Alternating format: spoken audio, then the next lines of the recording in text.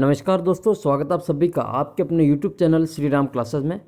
और दोस्तों, आज हम देखने जा रहे हैं उत्तर प्रदेश शिक्षक भर्ती परीक्षा 2017 यानी कि यूपी टेट 2017 का पेपर और लेवल फर्स्ट का पेपर है। ये आपके सामने कक्षा 1 से 5 तक के लिए जो एग्ज़ाम हुआ था वो पेपर है, जो कि 15 अक्टूबर 2017 को हुआ था। और इस वीडियो में हम CDP के कुल 30 प्रश्नों को देखेंगे, बाल विकास और शिक्षण विधियों के। तो आइए शुरू करते हैं प्रश्न नंबर 1 से। पहला प्रश्न इसमें बाल विकास और शिक्षा शास्त्र का, निम्न में से कौन सा समूह सही सुमेलित नहीं है? सीखने का उद्दीपक अनुक्रिया सिद्धांत थार्नडाइक ने दिया, सीखने का क्रिया प्रसूत अनुबंधन सिद्धांत BF स्किनर ने दिया, और सीखने का क्लासिकल सिद्धांत पावलाव ने दिया, और सीखने का समग्र सिद्धांत हल ने दिया। तो इनमें से कौन सा युग्म सही सुमेलित नहीं है? तो ऑप्शन जो D है इसमें गलत है, बाकी तीनों जो सुमेलित हैं। तो सीखने का जो समग्र सिद्धांत है वो हल के द्वारा नहीं दिया गया था, बाकी तीनों ऑप्शन है जो करेक्ट हैं। तो सीखने का जो समग्र सिद्धांत है वो CL हल से संबंधित न होकर ये व्यवहारवादी सिद्धांत से संबंधित है, इसलिए इसमें गलत हो जाएगा। प्रश्न नंबर 2 है, निम्न में से किनका नाम सुजनन शास्त्र के पिता के रूप में जुड़ा हुआ है? सुजनन शास्त्र के पिता के रूप में जुड़ा हुआ है। क्रो एंड क्रो, गाल्टन, रोस और वुडवर्थ, इनमें से किसका नाम सुजनन शास्त्र से जुड़ा हुआ है? तो बी ऑप्शन इसका करेक्ट हो जाएगा, गाल्टन। सुजनन शास्त्र का पिता फ्रांसिस गाल्टन को कहा जाता है, और इन्होंने 1883 में सुजननिकी शब्द पहली बार प्रयोग में किया था। और सुजनन शास्त्र में मानव के आनुवंशिक गुणों के आधार में सुधार संबंधी अध्ययन किया जाता है। प्रश्न नंबर 3, ग्रंथियों के आधार पर व्यक्तित्व में विभिन्न प्रकार की चर्चा किसने की? क्रेस्मर, युंग, स्प्रेंगर और कैनन। तो ग्रंथियों के आधार पर की थी कैनन ने। सी ऑप्शन जो इसका करेक्ट आंसर है। नेक्स्ट क्वेश्चन है चौथा प्रश्न, सृजनात्मकता मौलिक परिणामों को अभिव्यक्त करने की मानसिक प्रक्रिया है। सृजनात्मकता मौलिक परिणामों को अभिव्यक्त करने की मानसिक प्रक्रिया है, यह कथन किसका है? कोल एवं ब्रूस का, ड्रेवहल का, डिहान का या क्रो एंड क्रो का? तो ये कथन है जो क्रो एंड क्रो का है। डी ऑप्शन इसका जो करेक्ट आंसर हो जाएगा। नेक्स्ट क्वेश्चन है, विद्रोह की भावना की प्रवृत्ति किस अवस्था से संबंधित है? तो विद्रोह की भावना किस अवस्था से संबंधित है? बाल्यावस्था, शैशवावस्था, पूर्व किशोरावस्था और मध्य किशोरावस्था। तो विद्रोह की भावना जो होती है वो पूर्व किशोरावस्था से संबंधित हैं। सी ऑप्शन है जो इसका करेक्ट आंसर हो जाएगा। नेक्स्ट क्वेश्चन, अच्छा इसका जो व्याख्या है वो इस प्रकार है, देख सकते हैं। 10 से 14 वर्ष के बीच की उम्र पूर्व किशोरावस्था के रूप में निर्धारित की जाती है। इस उम्र में बच्चों की शारीरिक एवं मानसिक संरचना में तीव्र परिवर्तन होता है, और इस उम्र में बच्चों में स्वयं की पहचान की भावना विकसित होती है। इसी कारण पूर्व किशोरावस्था में की भावना की प्रवृत्ति पाई जाती है। छठा प्रश्न है, सीखने की वह विधि अवधि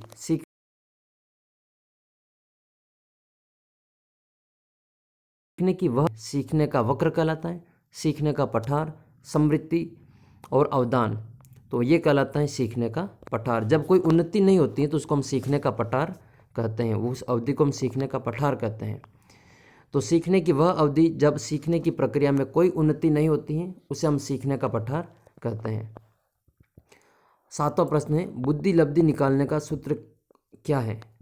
मानसिक आयु इंटू वास्तविक आयु, वास्तविक आयु बटा मानसिक आयु, मानसिक आयु बटा वास्तविक आयु इंटू 100, और वास्तविक आयु प्लस मानसिक आयु। तो बुद्धि लब्धि ज्ञात करने का जो सूत्र है वो ऑप्शन सी करेक्ट आंसर है इसमें, मानसिक आयु बटा वास्तविक आयु इंटू 100, MA/CA इंटू 100। तो ये सी ऑप्शन का जो करेक्ट आंसर होगा। आइए देखते हैं प्रश्न नंबर 8। आठवां प्रश्न है, सीखने के जो प्रयास व त्रुटि का सिद्धांत है, प्रयास व भूल का सिद्धांत है, इसका प्रतिपादन किसने किया था? कोहलर ने, पावलाव ने, थार्नडाइक ने, गेस्टाल्ट ने। तो सीखने में जो प्रयास व त्रुटि का सिद्धांत है, भूल का सिद्धांत, वो थार्नडाइक के द्वारा दिया गया था। सी ऑप्शन जिसका करेक्ट आंसर है। प्रयास व भूल का एक सीखने का एक मौलिक विधि है। इस विधि के अंतर्गत समस्या समाधान के लिए विविध प्रयास किए जाते हैं और जिसका प्रतिपादन थॉर्नडाइक ने किया था। प्रश्न नंबर 9, सामान्य संयुक्त कोशिका में गुणसूत्रों के जोड़े कितने होते हैं? जोड़ों की संख्या पूछी है, तो 22, 23, 24 या उपरोक्त में से कोई नहीं। तो टोटल है जो जोड़ों की संख्या होती है 23, 23 जोड़े होते हैं और टोटल गुणसूत्रों की संख्या पूछे तो 46 हो जाएगी, डबल। अगला प्रश्न है, अच्छा इसमें देखते हैं हम, मनुष्य में सामान्य संयुक्त कोशिका में गुणसूत्रों के 23 जोड़े होते हैं, अर्थात संयुक्त कोशिका में 46 गुणसूत्र पाए जाते हैं। 10वां प्रश्न है, क्रिया प्रसूत अनुबंधन सिद्धांत का प्रतिपादन किसने किया? CL हल ने, थॉर्नडाइक ने, हेगार्टी ने, स्किनर ने। तो क्रिया प्रसूत अनुबंधन का सिद्धांत किसके द्वारा दिया गया? तो BF स्किनर के द्वारा जो ये दिया गया था। डी ऑप्शन इसका करेक्ट आंसर है। BF स्किनर के द्वारा क्रिया प्रसूत अनुबंधन का सिद्धांत दिया गया था। और क्रिया प्रसूत अनुबंधन सीखने की एक प्रक्रिया है जिसमें दंड अथवा पुरस्कार द्वारा व्यवहार में परिवर्तन लाया जाता है। प्रश्न नंबर 11, कोहलर निम्न में से किससे संबंधित हैं? कोहलर, तो कोहलर अभिप्रेरणा का सिद्धांत, विकास का सिद्धांत, व्यक्तित्व का सिद्धांत या फिर अधिगम का सिद्धांत? तो कोहलर है जो अधिगम के सिद्धांत से संबंधित हैं। डी ऑप्शन इसका जो करेक्ट आंसर है, अधिगम का सिद्धांत। कोहलर अधिगम के सिद्धांत से संबंधित हैं। इन्होंने गेस्टाल्ट सिद्धांत दिया था और कोहलर के सीखने का सिद्धांत अंतर्दृष्टि शिक्षण कहलाता है, इंसाइट लर्निंग कहलाती है। कोहलर ने गेस्टाल्टवाद पर जो बल दिया था। अगला प्रश्न है 12वां प्रश्न है, बुद्धि के तरल क्रिस्टलीय प्रतिमान के प्रतिपादक कौन थे? तो कैटल, थॉर्नडाइक, वर्नन या स्किनर? तो बुद्धि का जो तरल क्रिस्टलीय प्रतिमान है वो RB कैटल के द्वारा दिया गया था। फर्स्ट ऑप्शन इसका जो करेक्ट आंसर हो जाएगा। इसी तरीके के और टेट एग्जाम्स के पेपर आप इस चैनल पर देख सकते हैं। लिंक मैंने वीडियो के डिस्क्रिप्शन बॉक्स में दे रखा है। पुराने जितने भी ओल्ड पेपर हैं, CTET और UP टेट, रीट, RTET, वो सारे पेपर आपको एक PDF या फिर एक प्लेलिस्ट के रूप में मिल जाएंगे, आप वो देख सकते हैं। लिंक वीडियो के डिस्क्रिप्शन बॉक्स में दे रखा है। आने वाले और वीडियो के लिए आप चैनल को सब्सक्राइब कर सकते हैं। देख लेते हैं इसकी व्याख्या क्या है, RB कैटल के द्वारा दी गई थी। तो बुद्धि के तरल क्रिस्टलीय प्रतिमान का प्रतिपादन रेमंड कैटल ने किया था। आगे कैटल के शिष्य, इनके जो शिष्य थे जॉन एल हॉर्न, इन्होंने इसको विकसित किया था। और बुद्धि के तरल क्रिस्टलीय प्रतिमान में तरल बुद्धि से तात्पर्य यह है कि ऐसी समस्याओं के समाधान करने की क्षमता से हैं जिनके बारे में उसको पहले से कोई ज्ञान न हो, जबकि क्रिस्टलीय बुद्धि तरल जो कौशल और ज्ञान अनुभव का उपयोग करने की क्षमता को कहा जाता है। 13वां प्रश्न है इसमें, शिक्षण हेतु मानसिक उद्वेलन प्रतिमान का प्रयोग किसके सुधार हेतु किया जाता है? मानसिक उद्वेलन समझ को विकसित करने के लिए, अनुप्रयोग को के लिए, सृजनात्मकता के लिए या समस्या समाधान के लिए? तो मानसिक उद्वेलन प्रतिमान जो प्रयोग हैं वो सृजनात्मकता के लिए किया जाता है। C ऑप्शन इसका करेक्ट आंसर है। अगला प्रश्न इसमें इसकी व्याख्या देख लेते हैं।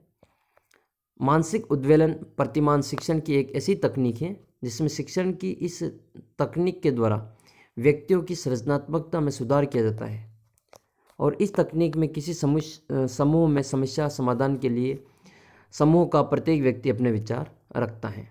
तो यह प्रक्रिया जो कहलाती है वो मानसिक उद्वेलन प्रतिमान प्रक्रिया कहलाती है। प्रश्न नंबर 14, गोलमैन निम्न में से किससे संबंधित है? गोलमैन, तो डेनियल गोलमैन से संबंधित प्रश्न पूछा गया है। ये सामाजिक बुद्धि से, संवेगात्मक बुद्धि से, आध्यात्मिक बुद्धि से, सामान्य बुद्धि से? तो डेनियल गोलमैन जो है वो संवेगात्मक बुद्धि से संबंधित हैं। B ऑप्शन है जिसका करेक्ट आंसर है। डेनियल गोलमैन है जो संवेगात्मक बुद्धि से संबंधित हैं। डेनियल गोलमैन का संबंध संवेगात्मक बुद्धि से है और संवेगात्मक बुद्धि व्यक्तियों की अपनी और दूसरों की भावनाओं को पहचान करने की क्षमता होती है। इसके द्वारा कोई व्यक्ति भावनात्मक जानकारी का उपयोग सोच और व्यवहार के मार्गदर्शन के लिए करता है तथा वातावरण के अनुकूल होने के लिए भावनाओं को समायोजित करता है। वर्तमान में संवेगात्मक बुद्धि किसी व्यक्ति के ज्ञान, कौशल, योग्यता की महत्वपूर्ण सूचक बन गई है। प्रश्न नंबर 15, 15वां प्रश्न है, निम्न में से कौन सा शेष से भिन्न है? 3 एक जैसे हैं और चौथा इसमें अलग है, वो हमें बताना है। अधिगम के लिए अधिगम का सिद्धांत, समान अवयवों का सिद्धांत, ड्राइव रिडक्शन का सिद्धांत और सामान्यीकरण का सिद्धांत। तो इन चारों में से जो अलग है वो तीसरा ऑप्शन है, ड्राइव रिडक्शन सिद्धांत। बाकी तीनों है जो एक ही गुण रखते हैं। तो ड्राइव रिडक्शन प्रेरणा से संबंधित है, जबकि अन्य सिद्धांत सीखने के दौरान ज्ञान को कैसे ग्रहण प्रोसेस किया जाता है, उनको कायम रखा जाता है, इससे संबंधित है। तो ड्राइव रिडक्शन जो है वो प्रेरणा से संबंधित है। प्रश्न नंबर 16, संज्ञानात्मक संप्राप्ति का न्यूनतम स्तर क्या है? ज्ञान, बोध, अनुप्रयोग, विश्लेषण। तो संज्ञानात्मक संप्राप्ति का जो न्यूनतम स्तर है वो है इसमें ऑप्शन ए, ज्ञान। ज्ञान को संज्ञानात्मक संप्राप्ति का जो न्यूनतम स्तर माना जाता है। तो आइए देखते हैं इसकी व्याख्या। ब्लूम के वर्गीकरण में सीखने के 3 क्षेत्रों की पहचान की गई थी। वो 3 क्षेत्र कौन कौन से थे ब्लूम के अनुसार? संज्ञानात्मक क्षेत्र, भावनात्मक क्षेत्र, मनोप्रेरणात्मक क्षेत्र। तो वर्गीकरण के अनुसार संज्ञानात्मक संप्राप्ति का न्यूनतम स्तर है ज्ञान। प्रश्न नंबर 17, एक बालक जो साइकिल चलाना जानता है, मोटर बाइक चलाना सीख रहा है, यह उदाहरण होगा। एक बालक जो पहले से ही साइकिल चलाना जानता है और अब वो मोटर बाइक चलाना सीख रहा है, तो यह उदाहरण किस प्रकार का है? क्षैतिज अधिगम अंतरण का उदाहरण है, ऊर्ध्व अधिगम अंतरण का उदाहरण है, द्विपार्श्विक अधिगम अंतरण का उदाहरण है, या इनमें से कोई नहीं? तो ये option number B correct answer हो जाएगा इसका। जो पहले से ही साइकिल चलाना जानता है और अब वह मोटरसाइकिल चलाना सीख रहा है, तो वह ऊर्ध्व अधिगम अंतरण का उदाहरण होगा। तो ऊर्ध्व अधिगम अंतरण पहले से अर्जित ज्ञान की सहायता से समान प्रकार की समस्याओं को निम्न स्तर से उच्च स्तर की ओर हल करने की क्षमता है। अतः जो बालक साइकिल चलाना जानता है और मोटर बाइक चलाना सीख रहा है, यह ऊर्ध्व अधिगम अंतरण का उदाहरण है। प्रश्न नंबर 18, निम्न में से कौन सा अधिगम के पठार का कारण नहीं है? अधिगम के पठार का कारण नहीं है। प्रेरणा की सीमा, विद्यालय का असहयोग, शारीरिक सीमा या ज्ञान की सीमा। तो ये तीनों तो अभिप्रेरणा, ये अधिगम के पठार के कारण है। अभिप्रेरणा, शारीरिक और ज्ञान की सीमा तो, लेकिन विद्यालय का जो सहयोग है वो अधिगम के पठार का, विद्यालय का असहयोग अधिगम के पठार का कारण नहीं है। अधिगम का पठार वह स्थिति है जब व्यक्ति के सीखने की क्षमता में प्रगति नहीं होती है, अर्थात व्यक्ति के सीखने की क्षमता अवरुद्ध हो जाती है, धीरे धीरे जो कम हो जाती है, बंद हो जाती है। तो शारीरिक सीमा, ज्ञान की सीमा, प्रेरणा की सीमा आदि अधिगम के पठार का कारण होता है, लेकिन विद्यालय का असहयोग इसका कारण नहीं होता है। प्रश्न नंबर 19 है, अधिगम अनुभव और प्रशिक्षण के परिणाम स्वरूप व्यवहार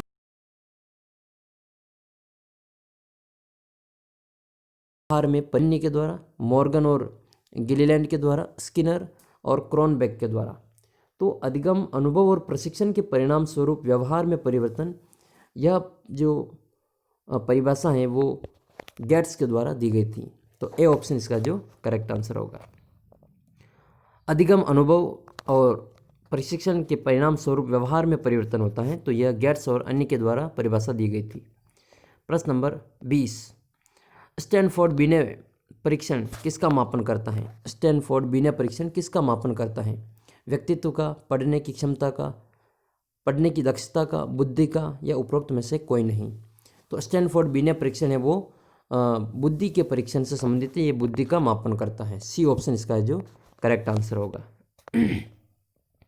स्टैनफोर्ड बिने परीक्षण बुद्धि का मापन करता है और यह संज्ञानात्मक क्षमता की 5 कारकों, जिसमें तरल शक्ति, तरल तर्क शक्ति, ज्ञान, मात्रात्मक तर्क शक्ति और दृश्य स्थानिक प्रसंस्करण और कार्य समृद्धि का मापन करता है। आइए देखते हैं नेक्स्ट क्वेश्चन। नेक्स्ट क्वेश्चन 21वां है, अंतर्मुखी व्यक्तित्व और बहिर्मुखी व्यक्तित्व का वर्गीकरण किसके द्वारा किया गया? फ्राइड के द्वारा, युंग के द्वारा, मन के द्वारा और ऑलफोर्ड के द्वारा। तो अंतर्मुखी और बहिर्मुखी व्यक्तित्व का वर्गीकरण किसने किया? ऑप्शन नंबर 20 का करेक्ट आंसर होगा युंग के द्वारा इस अंतर्मुखी और बहिर्मुखी व्यक्तित्व का वर्गीकरण किया था। और आधुनिक व्यक्तित्व का जो आधुनिक वर्गीकरण है इसी को सबसे अच्छा माना जाता है, अंतर्मुखी और बहिर्मुखी को। तो अंतर्मुखी व्यक्तित्व व बहिर्मुखी व्यक्तित्व का वर्गीकरण कार्ल युंग ने किया था। इस सिद्धांत के अनुसार एक अंतर्मुखी व्यक्ति वह व्यक्ति होता है जिसकी रुचि आमतौर पर अपनी भावनाओं और विचारों की ओर इशारा करता है। इसके विपरीत एक बहिर्मुखी व्यक्ति का ध्यान दूसरे लोगों तथा बाहरी दुनिया की ओर निर्देशित होता है। आइए देखते हैं प्रश्न नंबर 22वां प्रश्न है, बच्चों के सामाजिक विकास को प्रभावित करने वाले कारक कौन कौन से हैं? शारीरिक तत्व, सामाजिक परिवेशजन्य तत्व, शारीरिक तत्व, आर्थिक तत्व, वंशानुगत तत्व। तो सामाजिक विकास को प्रभावित करने वाले कारक, तो बहुत सा आसान क्वेश्चन, इसमें बी ऑप्शन का करेक्ट हो जाएगा। सामाजिक परिवेशजन्य तत्व जो होते हैं वो बच्चे के सामाजिक विकास को प्रभावित करते हैं। बच्चे के सामाजिक विकास को प्रभावित करने वाला सर्वाधिक महत्वपूर्ण कारक होता है सामाजिक परिवेशजन्य तत्व। परिवार में बच्चे अपने माता पिता, भाई बहन, रिश्तेदारों, पड़ोसियों आदि के व्यवहार से प्रभावित होते हैं और इस प्रकार बच्चों का पारिवारिक परिवेश तथा आसपास का परिवेश उनके सामाजिक विकास को प्रभावित करते हैं। दोस्तों, आपको ये भी कमेंट करना है कि आपके 30 में से कितने प्रश्न सही हुए हैं। प्रश्न नंबर 23, कौन सा शारीरिक विकास का एक प्रमुख नियम है? शारीरिक विकास का कौन सा एक नियम है? मानसिक विकास से भिन्नता का विकास, अनियमित विकास का नियम, द्रुतगामी विकास का नियम, कल्पना और संवेगात्मक विकास का नियम। तो ऑप्शन नंबर सी इसका करेक्ट आंसर हो जाएगा, द्रुतगामी विकास का नियम। यह शारीरिक विकास का एक प्रमुख नियम है। नेक्स्ट प्रश्न है 24वां, निम्न में से कौन सा विकास का सिद्धांत नहीं है? अनुकूलित प्रत्यावर्तन का सिद्धांत, निरंतर विकास का सिद्धांत, परस्पर संबंध का सिद्धांत, समान प्रतिमान का सिद्धांत। इनमें से कौन सा विकास का सिद्धांत नहीं है? तो ऑप्शन ए इसका करेक्ट आंसर हो जाएगा। अनुकूलित प्रत्यावर्तन का जो सिद्धांत है वो विकास के सिद्धांत से संबंधित नहीं है, बाकी तीनों के तीनों ही है जो विकास के सिद्धांत हैं। तो ये अनुकूलित प्रत्यावर्तन का सिद्धांत जो है वो सीखने की प्रक्रिया से संबंधित है और इसका जो प्रतिपादन किया था वो पावलोव के द्वारा किया गया था, इवान पावलोव के द्वारा, आईपी पावलोव के द्वारा इसका किया गया था। 25वां प्रश्न है, विकास के परिणाम स्वरूप नवीन विशेषताएं और नवीन योग्यताएं प्रकट होती हैं। यह कथन किसका है? विकास के परिणाम स्वरूप नवीन योग्यताएं और नवीन विशेषताएं प्रकट होती हैं। यह कथन किसके द्वारा दिया गया? गॉसेल के द्वारा, हरलॉक के द्वारा और तीसरा ऑप्शन इसमें मेरेडिथ के द्वारा और डगलस एंड हॉलैंड के द्वारा। तो यह जो कथन है वो हरलॉक के द्वारा दिया गया था। बी ऑप्शन इसका जो करेक्ट आंसर हो जाएगा। प्रश्न नंबर 26, मूल प्रवृत्तियों को 14 प्रकार से किसने वर्गीकृत किया था? जेम्स ड्रेवर ने, विलियम मैकडूगल ने और थॉर्नडाइक ने और वुडवर्थ ने। तो मूल प्रवृत्तियों को 14 प्रकार में जो वर्गीकृत किया था वो विलियम मैकडूगल के द्वारा किया गया था। ऑप्शन नंबर बी इसका जो करेक्ट आंसर है। विलियम मैकडूगल ने मूल प्रवृत्तियों को 14 प्रकार से वर्गीकृत किया था। प्रश्न नंबर 27 है, किसी दूसरी वस्तु की अपेक्षा एक वस्तु पर चेतना का केंद्रीकरण अवदान है। किसी दूसरी वस्तु की अपेक्षा एक वस्तु पर चेतना का केंद्रीकरण अवदान है, यह कथन किसका है? डमविल का, रोस का, मन का या मैकडूगल का? तो ये जो परिभाषा दी गई थी अवदान की, ये डमविल के द्वारा दी गई थी कि किसी दूसरी वस्तु की अपेक्षा एक वस्तु पर चेतना का केंद्रीकरण है जो अवदान कहलाता है। ये डमविल की परिभाषा है। तो ये परिभाषा वापस पढ़ लेते हैं। किसी दूसरी वस्तु की अपेक्षा एक वस्तु पर चेतना का केंद्रीकरण अवदान कहलाता है। ये डमविल महोदय का जो कथन है। प्रश्न नंबर 27, कौन सा सीखने के मुख्य नियमों में शामिल नहीं है? जो थॉर्नडाइक ने नियम दिए थे, 2 प्रकार के नियम, एक तो मुख्य नियम और दूसरे हैं गौण नियम। तो कौन सा इसमें जो मुख्य नियमों में शामिल नहीं है? मुख्य नियमों की संख्या 3 थी और गौण नियमों की संख्या 5 थी। तो उन तीनों में से कौन सा अलग है वो हमें इसमें बताना है। तो मुख्य नियम दिए गए थे, ऑप्शन है अपने पास में, तत्परता का सिद्धांत, अभ्यास का सिद्धांत, बहु अनुक्रिया का सिद्धांत या प्रभाव का सिद्धांत। तो थार्नडाइक ने जो मुख्य नियम दिए थे वो 3 नियम दिए थे, तत्परता, अभ्यास और प्रभाव का नियम। लेकिन ये जो बहु अनुक्रिया का नियम है ये गौण नियम में आता है। 5 नियमों में से एक है बहु अनुक्रिया का नियम। तो शैक्षिक मनोवैज्ञानिकों ने सीखने के विभिन्न नियम प्रतिपादित किए। एडवर्ड एल थार्नडाइक ने सीखने के 3 मुख्य नियम प्रतिपादित किए थे, और ये है तत्परता का नियम, अभ्यास का नियम और प्रभाव का नियम। इस प्रकार बहु अनुक्रिया का नियम जो है सीखने के मुख्य नियमों में शामिल नहीं है। प्रश्न नंबर 29, 12 वर्ष से 16 वर्ष के बच्चों के लिए हिंदी में डॉक्टर एस जलोटा ने कौन सा परीक्षण प्रतिपादित किया? 12 से 16 वर्ष के बच्चों के लिए हिंदी में डॉक्टर एस जलोटा के द्वारा कौन सा परीक्षण है जो प्रतिपादित किया गया था? फर्स्ट ऑप्शन है अशाब्दिक बुद्धि परीक्षण, सेकंड ऑप्शन है साधारण मानसिक योग्यता परीक्षण, तीसरा ऑप्शन इसमें आर्मी अल्फा परीक्षण, और चौथा ऑप्शन इसमें चित्रांकन परीक्षण।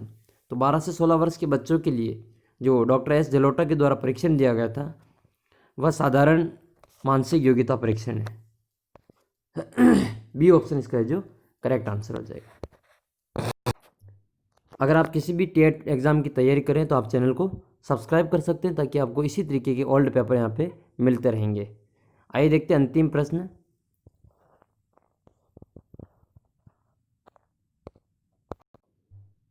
आज का अंतिम प्रश्न है ये, बुद्धि के द्विकारक सिद्धांत का प्रतिपादन किसने किया?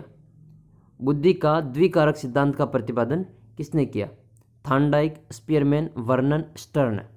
तो बुद्धि का जो द्विकारक सिद्धांत है वो स्पीयरमैन के द्वारा दिया गया था, और इन्होंने 2 कारक बताए, जी कारक और एस कारक, सामान्य कारक और विशिष्ट कारक। तो ये बुद्धि का द्विकारक सिद्धांत है, चार्ल्स स्पीयरमैन के द्वारा दिया गया था।